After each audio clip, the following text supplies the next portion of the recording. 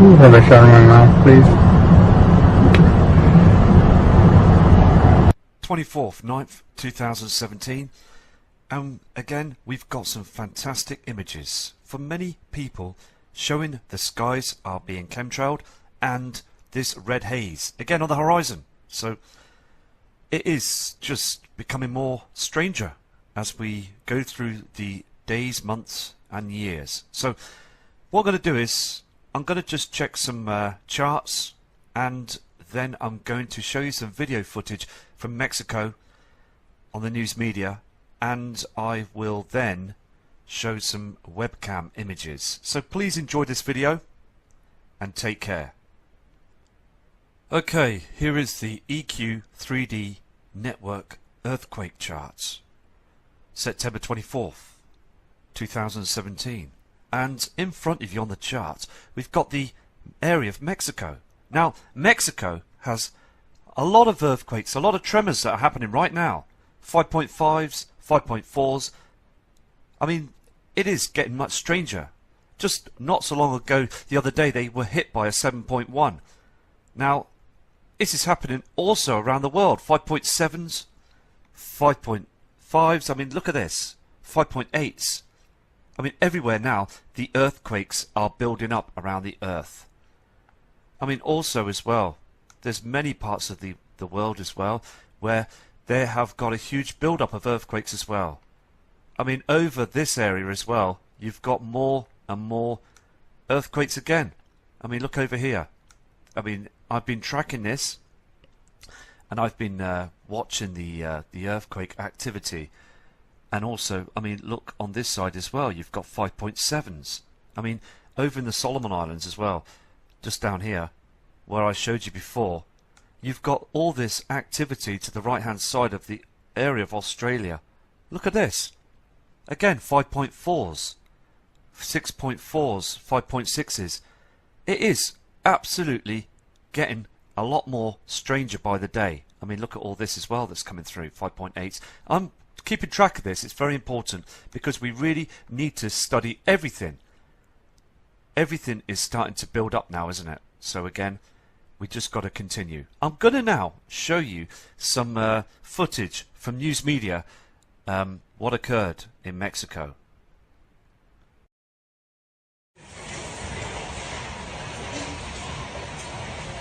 Windows should be there doing what they can, ready for this massive storm.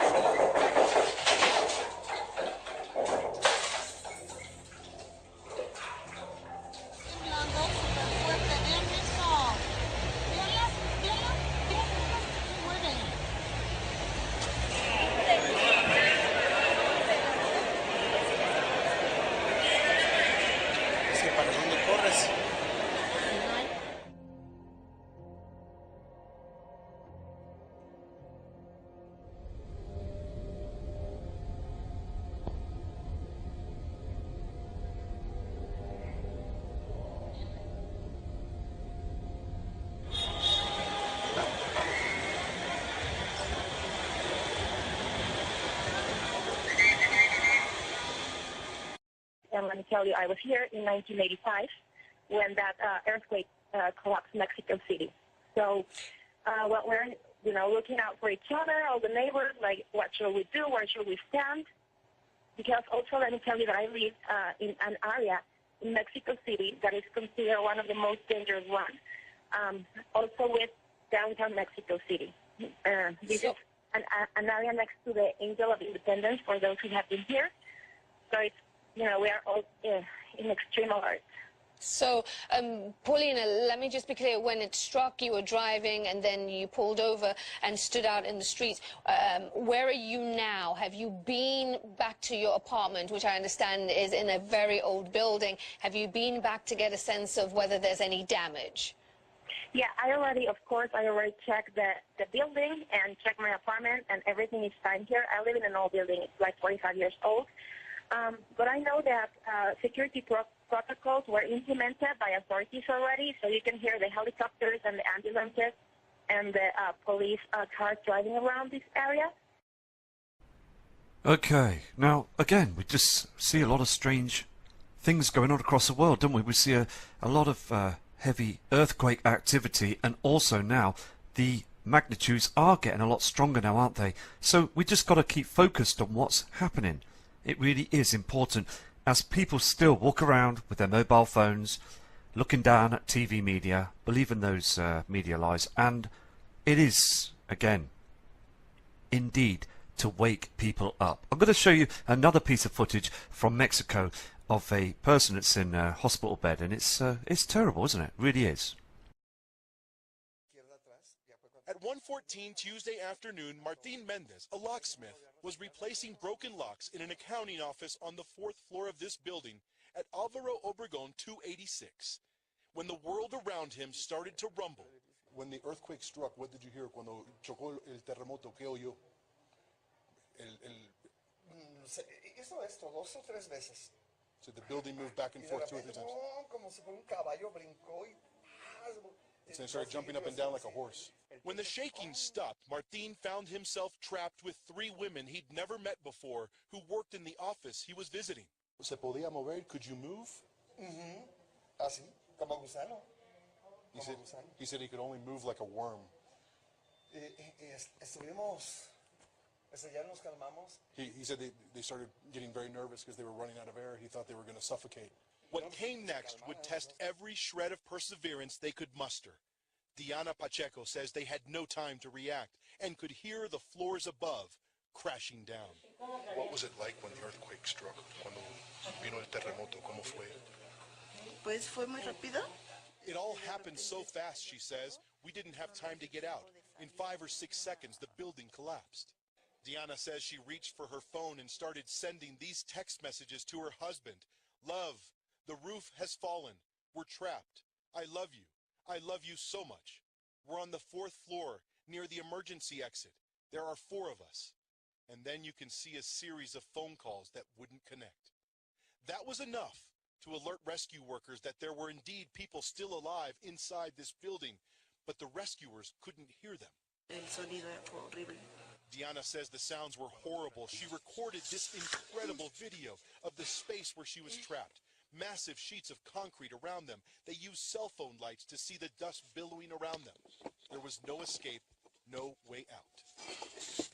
Martin and Diana and the 2 others talked to each other, soothing each other's fears, waiting for rescue workers to reach them. Martin's leg was broken. He sat there in excruciating pain. What was going through your mind? ¿Qué estaba pensando en esos momentos? Pues yo pensaba en Dios, que nos oigan los rescatistas. So I was talking to God and hoping that the rescuers would Porque hear us. pasaban... As we talk, Martin opens his phone and shares with us a picture he took of himself while he was trapped. He hadn't seen it. The emotions overwhelm him. Me imagino que usted pensó que no iba a salir vivo. I imagine that you believe there's no way you were getting ¿Te out soy alive. honesto? Yo sí pensé que iba a salir vivo, te lo juro. No me diga. Yes, I did. I always believed I was going to get out alive, he says. Finally, after 17 hours, rescue workers pulled all 4 of them out alive. So all these scratches came when he was pulled out. Diana Pacheco and Martin Mendez are now recovering in the same hospital on the same floor, but haven't been able to see each other since they were rescued. They were brought together in an unexpected moment of horror and survived. And I teach him a phrase in English that he and his friends can share. We made it. We made it. In inglés se dice, we made it. It is absolutely crazy that a huge event could happen just at a short time and real surprise people, but isn't it so nice that people actually survive, and genuine people like that you just saw on the screen that's now going to reunite and spend the rest of their lives together. It's absolutely fantastic that we've got the power of God that is able to do that. Stronger, positive, fantastic. So we're going to go to other images as well. Okay, we've got some footage. Okay, this is a chart that basically goes through all the earthquakes that have occurred through the years. It's like a timeline, and you'll see the information on the screen, but it's interesting to see what has occurred through the number of years and the magnitudes of earthquakes. So please...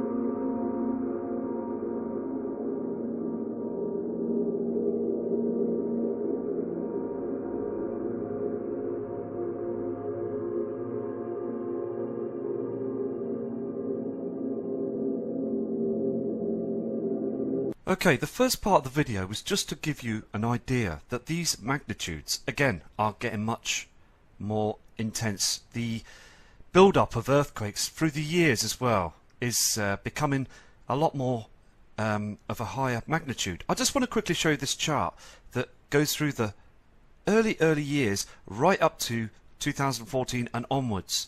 But we don't get any information from after 2014. Let me show you this now, please.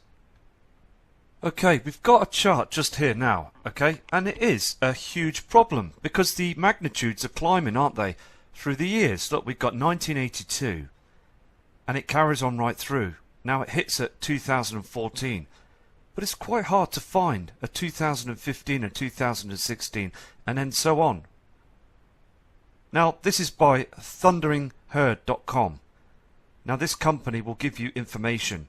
Now it's just again letting you know that these magnitudes, okay, are climbing. They're getting much stronger. This is average from 10 years and it will be climbing much more. There's far too many earthquakes. There's far too much activity happening around the world right now. There are increasing indications that Planet X, also known as Nibiru, is moving in a precise direction towards planet Earth. So what does this suggest for those of us who dwell on this planet? Is there actually a biblical link that correlates with the end times as we know it? Many of you believe that NASA and other government bodies, such as the Pentagon and the CIA, are aware of its approach.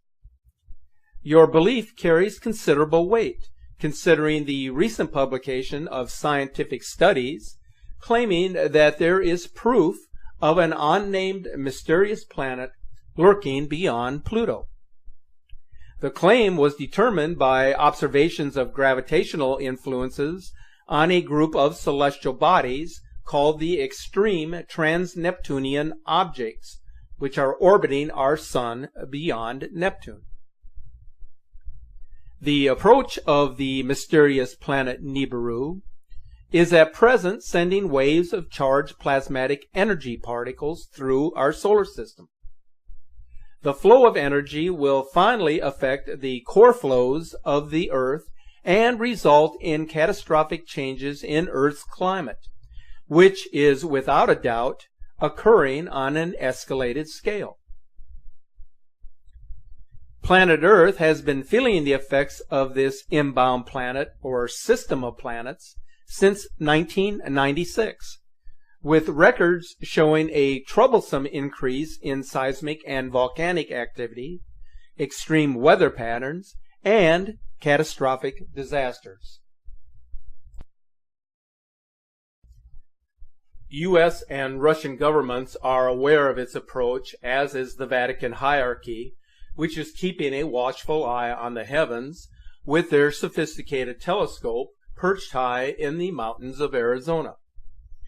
In the meantime, the public is being kept in the dark regarding this approaching apocalypse. The consensus by many is that such an event would annihilate 2/3 of the world's population, while 2/3 of those who survive the initial impact will perish over time due to starvation and exposure to the elements. The question that persists with respect to Planet X is whether this mysterious planet that scientists now claim exists beyond Pluto is the same planet that is believed to have wiped out much of humanity thousands of years ago. There is, however, more to this story than what meets the eye. Based on the research study known as extreme trans-Neptunian objects and the Kozai mechanism, signaling the presence of trans-Plutonian planets, posted in 2014 in the Journal Monthly Notices of the Royal Astronomical Society letters, there are at least 2 planets, part of our solar system, larger than Earth, lurking out there beyond Pluto, and whose existence can be noticed through their gravitational influences. So it is fair to say that NASA understands that these planetary objects are a serious threat to our civilization. It is widely perceived that researchers had proposed that the so-called Planet X was at least 10 times as large as Earth and was most likely situated at a distance of 250 astronomical units from our Sun, with an orbit of 10 to 20,000 years. There is an understanding that an approaching large body or a star system of planets and moons can trigger considerable differences in magnetic activity, and recent data from our magnetosphere indicates that this is what is now taking place. There were even suggestions that Google Sky had revealed an area in space that had been censored by NASA, showing the winged globe moving through our solar system. So are these subtle warnings an earnest attempt to inform us that an apocalyptic situation is at hand, which is coming from out of this world, something previously unknown to humanity, but which have memories in our subconscious from past lives and records kept over the ages? If we consider the ancient era of Atlantis and Lemuria and what happened to these civilizations, is it any wonder that NASA would redact the location of this incoming body on Google Sky or in their own imagery? Every week, NASA appears to have learned something new that was unimaginable, and yet they want us to imagine that Planet X Nibiru is unreal. As you can envision, the gravitational consequences of a sizable planet moving close to the inner solar system would spell huge problems for planet Earth. Not only are we witnessing climate extremes and a shifting of the Earth, but we are now bearing witness to the very real observations that the four seasons, as we have known them, are now blending. So with all of this in mind, we can now ascertain why certain governments are taking steps to protect their own interests as they prepare for the arrival and the aftermath of this large planetary body or system of planets moving through our solar system. Here is some news that has been widely reported, but which some of you may not be aware of. Russia recently completed building or updating some 5,000 shelters in Moscow. They actually have been quite open about what they are doing, but they haven't specifically stated the actual reason for constructing or updating these shelters. But we do know that they have some facilities that can accommodate up to 100,000 people. The United States is estimated to have over 150 deep underground military bases. Coincidentally, a huge military underground city exists below the Denver airport. Now, these are entire underground cities that have been under construction since the 1980s. But this is a need-to-know classification that is underway and is never published in advance for fear of destabilizing the economy. If you do any research of this topic, you are bound to run into various forms of disinformation. Now, some of it intentional, but much of it produced by uneducated individuals within the public. Until the discovery of Planet X, astronomers had regarded the writings of the ancient Sumerians about this object as legend. When Planet X was discovered in 1983, they suddenly learned that the Sumerians were not the primitive people they had been made out to be by intellectuals of today. Have you ever wondered what the real purpose of the Hubble Space Telescope was intended for? It was not to explore the universe and the solar system, as some have suggested. Rather, the reason for constructing this multi-billion-dollar telescope and then placing it in orbit was for the purpose of observing the inbound Planet X. A June 6th interview with a Hubble insider states this fact as to the Hubble's purpose. He watched this mysterious body through the Hubble telescope and stated that this thing looked as if it was nearby. And the Hubble got cut off, and they encrypted it, and that was the end of any transmission. So let's listen to this interview. Back in the 1950s, most people aren't aware of it, but there was a scientific storm in America all through the late 50s about this thing out there in space because the astronomers were all watching it, and that was back when they weren't afraid to talk about it. It was in the science magazines. I mean, I had a subscription to, like, Popular Science, and hell, it was on the front cover of the magazine one day in, like, 1961.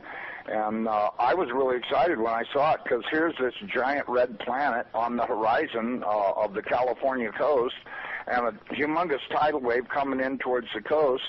And having grew up in the mountains of the Sierras, and this thing in the magazine, it said this tidal wave coming in was going to be at least 3 miles high. And I went in and showed it to everybody in the house, and they laughed and they said, look, it says right here, there's nothing to worry about. It won't be here for another 50 years. Hey, guess what? That 50 years has came and gone. And this baby's out there in the sky. They've been watching it. I watched it. And I can tell you, this thing has got so much trash coming around it. You know how we live in a solar system? We've got 9 planets and a big sun. This thing has got 7 planets and its own sun. The years as it went by and we watched it, it got bigger and bigger and bigger. And then finally, about 2008, we could see this thing like it was across the street. And we could see that it was a blazing hot ball of fire giving out sparkles of red iron oxide dust for thousands of miles in every direction. And you could see the planet circulating it. Now, I'll tell you one thing that I really am nervous about. I think this thing's got a planet like ours circling it. This is its own solar system. We're about to have a solar system come through the middle of our solar system. This can't be good. But unfortunately, it looks as though that's what's going to happen.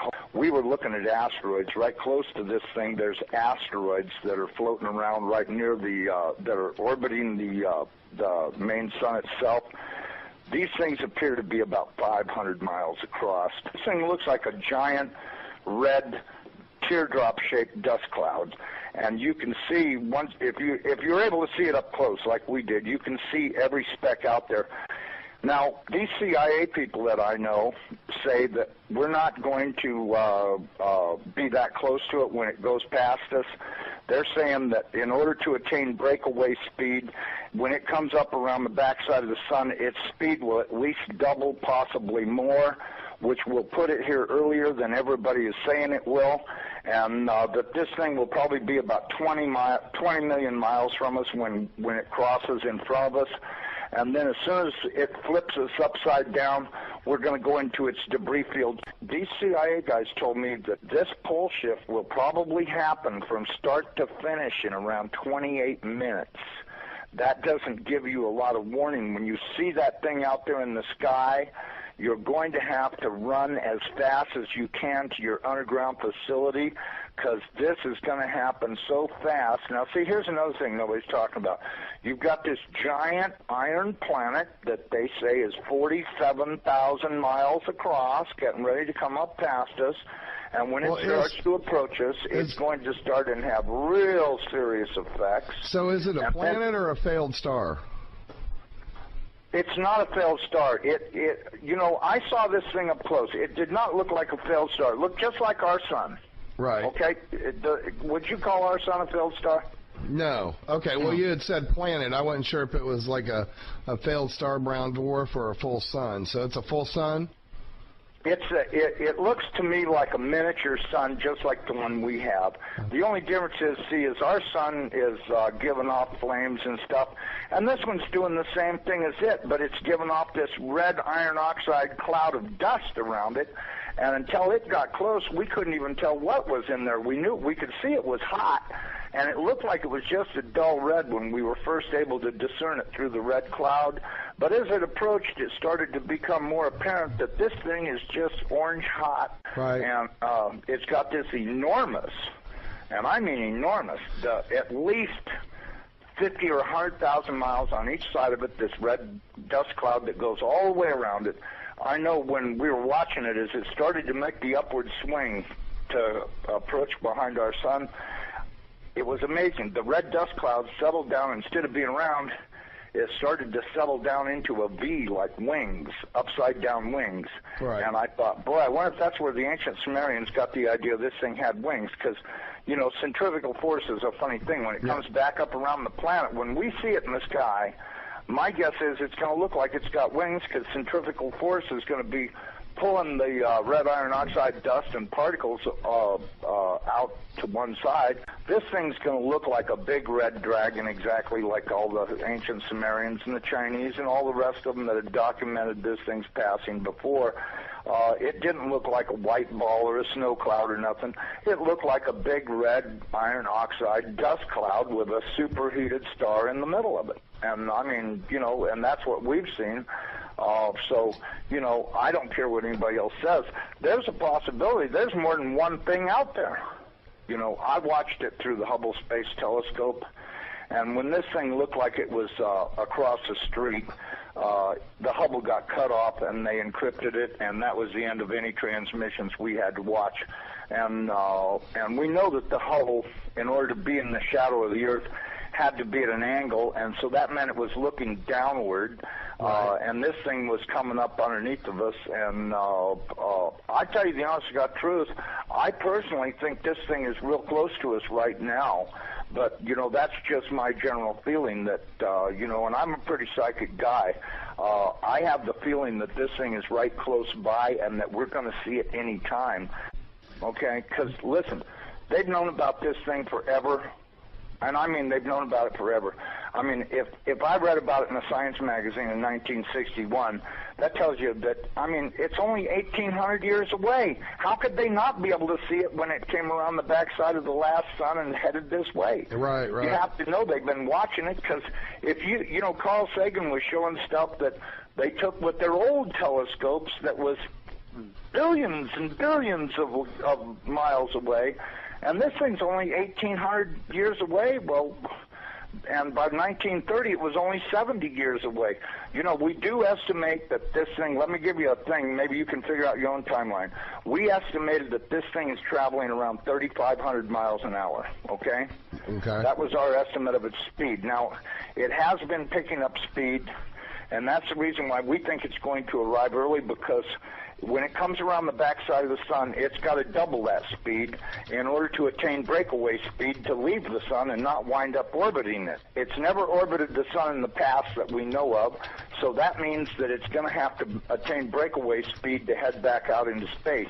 Now, you look at the NASA videos, photos, and all this other crap those morons put on the internet.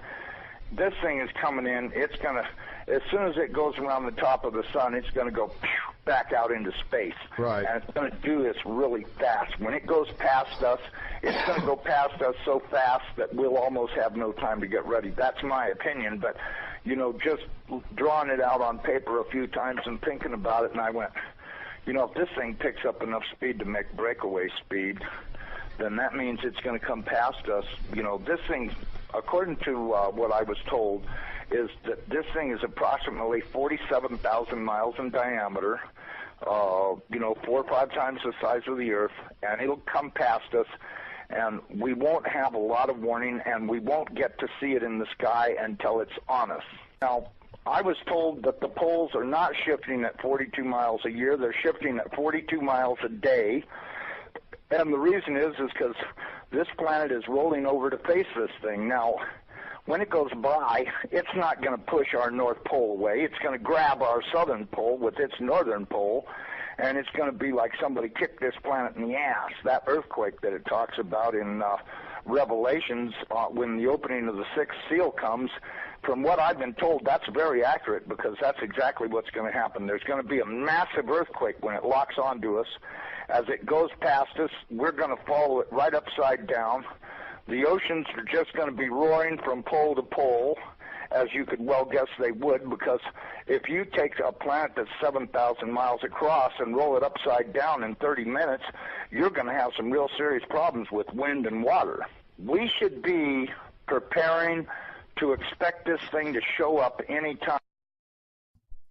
So this particular insider is stating in the most revealing terms that something ominous is heading our way that NASA has known about for decades. Nibiru, aka Planet X, and referred to by the Vatican as Wormwood, has a mass that is 3 to 5 times the mass of Jupiter. Its composition is cesium, iron oxide, iron, oxygen, and ozone. And according to the interview by the Hubble Insider, it consists of 7 planets and moons that orbit it and innumerable asteroids. Its existence is known by all of the major governments of the world, and they are prepared, as I described earlier in this presentation. The object is very big, and until recently it is a red dwarf star visible only in the infrared spectrum. The agent claims that the government is monitoring the system and that in 2008 it could be seen in high detail with infrared telescopes. But the manner of observation is beginning to change. Using deductive logic, a number of independent videos are capturing its close approach now. We can speculate about its existence and whether the images and videos being published on a regular basis are genuine captures. But it doesn't change the narrative that something big is out there. Even the most reputable scientists are coming to the same conclusion that we have been warning about for many years now. That whatever is out there must be found and determined as to its impact upon the solar system and planet Earth. So it's no longer a question of whether it actually exists, but rather its actual location and how long before its absolute impact will be felt on our planet. In closing, I wanted to share with you a few troubling observations that were posted recently on Facebook. The first one is a capture from the Skycam Observatory in Deakin, Australia, showing the two-sun phenomenon. Now, the sun's companion has been visible in this side-by-side view on all Skycam for several days now, which indicates that the Nemesis system is rising to the ecliptic, as I mentioned in the video which I published on October the 28th. So something is definitely taking place now, and it behooves us to start paying careful attention to the skies. So if any of our viewers and subscribers have anything of value, any type of information or images you care to share with us, please forward them over here for a review as soon as you can. Also mentioned in this video presentation was the indication that this system would be accompanied by a long trail of debris consisting of fairly large-sized meteors and asteroids. The number of space objects that are penetrating the Earth's magnetic field has increased substantially in the past couple of years. So take a look at this incredible capture from Japan on October the 31st.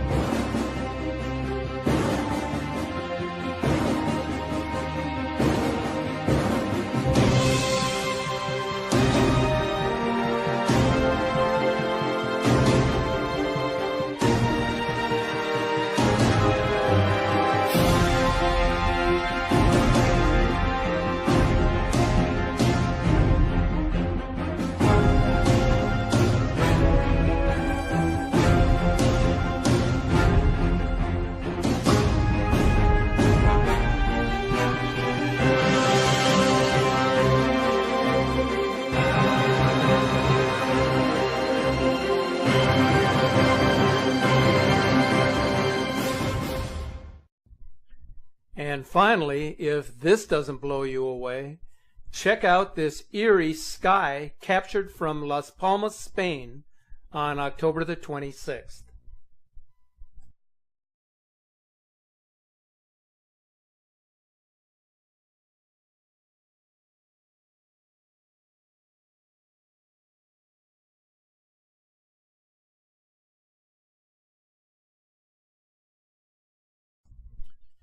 So as you can see, something definitely is going on that is very difficult to explain. It was in mid-August of this year, as some of you are aware, that myself and my family members and a number of friends were among the many tens of thousands who suffered the worst flooding in recorded history here in southeastern Louisiana. We are still recovering from that devastation. The funny thing about all of this is that it seems that we encounter one extreme weather event after another. Since the Great Flood of 2016, we have had what is now considered to be one of the most severe droughts that this area has encountered in recent times for this time of the year.